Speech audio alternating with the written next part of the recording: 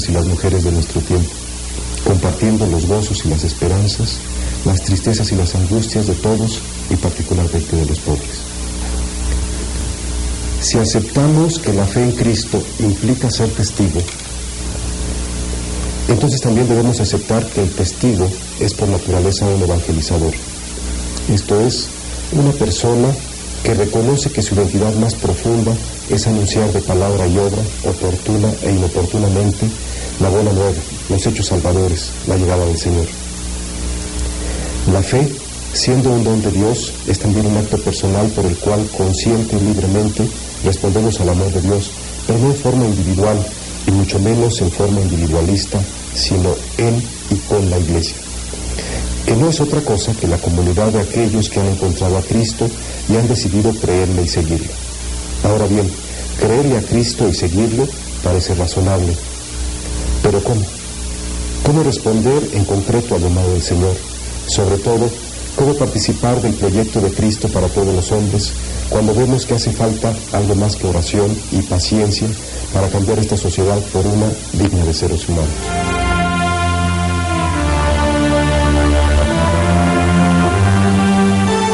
Respondamos juntos a estas preguntas.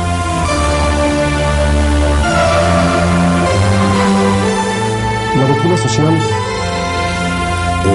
comienza desde el Antiguo Testamento, desde el libro del Génesis, en donde ya se nos plantea cuál es la naturaleza y el destino con el cual Dios crea al hombre, su naturaleza social, su vocación al trabajo, su capacidad de comunicación con Dios.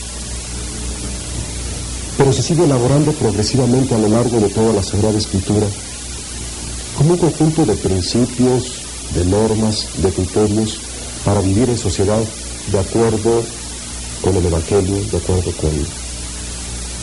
con nuestra religión. Posteriormente a las Sagradas Escrituras, los padres de la Iglesia siguen reflexionando en la dimensión social de la fe. Más adelante, los grandes teólogos de la Iglesia sistematizan lo que podríamos llamar la moral social. Y en la época contemporánea, con el Papa León XIII, en 1891, comienza propiamente el magisterio social de la Iglesia, fundamentalmente a través de encíclicas y otros documentos escritos, pero también con radiomensajes, con discursos, con homilías. Y a estos elementos, Sagradas Escrituras, padres de la Iglesia, grandes teólogos, magisterio social pontificio, hay que añadir el aporte de los obispos en cada una de sus diócesis o como conferencia episcopal de un país, o como en el caso de América Latina, a nivel de conferencia episcopal latinoamericana, que también aportan enseñanzas acerca de la vida social del hombre, de las condiciones en que vive, de los retos, de los desafíos. Y habría que añadir un elemento más, que es el aporte de laicos, católicos, pensadores, que también participan en el desarrollo de la doctrina social de la Iglesia, lo enriquecen, y que al poner en práctica una enseñanza, ya están de alguna manera escribiendo la siguiente, narrando la siguiente, preparando la siguiente. La doctrina social en este sentido es algo dinámico, no es una momia a la que de vez en cuando se le maquilla, o que cada determinados años se le pone un cierto maquillaje para ponerla al día, sino que es dinámica. Tiene o está constituida por dos elementos, por un lado la revelación y por otro lado la razón. Y con estos dos elementos, la revelación y la razón, la doctrina social permanece atenta a los signos de los tiempos y por lo mismo en un proceso dinámico. Por eso podríamos decir que la doctrina social de la Iglesia no es algo terminado, no es un producto terminado, definitivo, sino es una respuesta histórica a la situación que vive el hombre en cada momento de su historia. Dicho en otros términos, la doctrina social de la Iglesia no es una pregunta, no es una respuesta sin pregunta,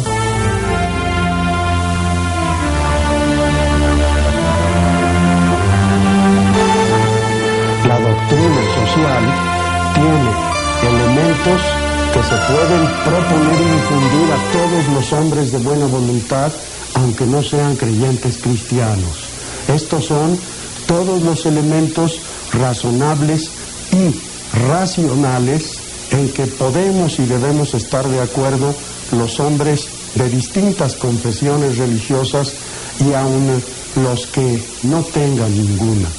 Y también proposiciones básicas que se basan estrictamente en la revelación religiosa cristiana. De esta manera se ve cómo la doctrina social de la Iglesia puede tener y tiene diversos niveles de acercamiento y difusión ante las personas.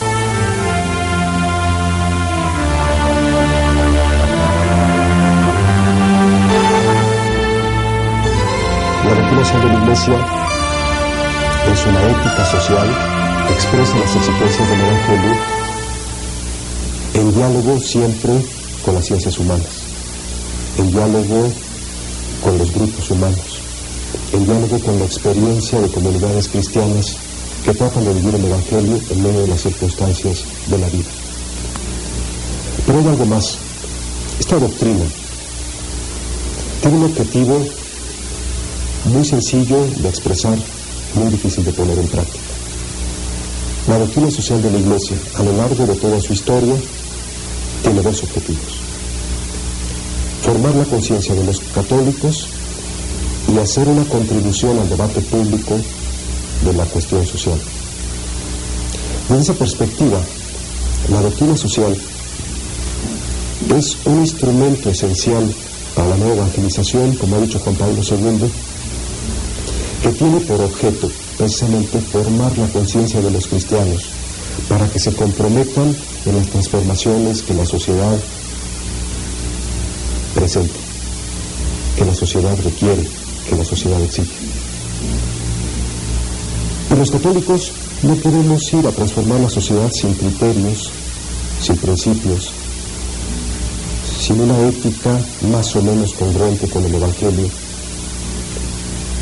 sino que necesitamos, precisamente por la naturaleza social del hombre,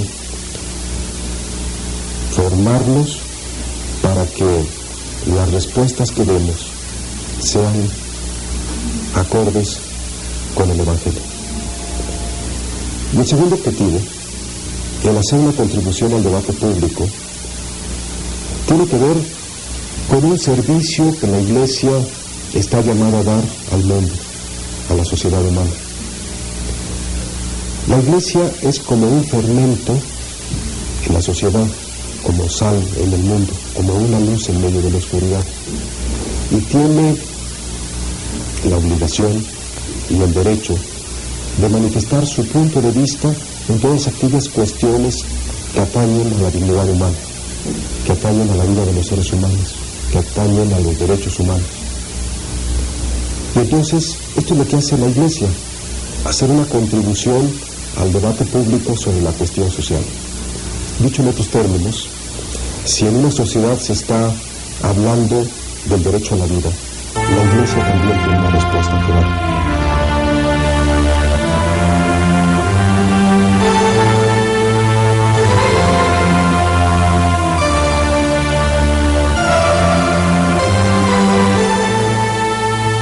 Vayamos ahora a un ejercicio para compartir con nuestros compañeros.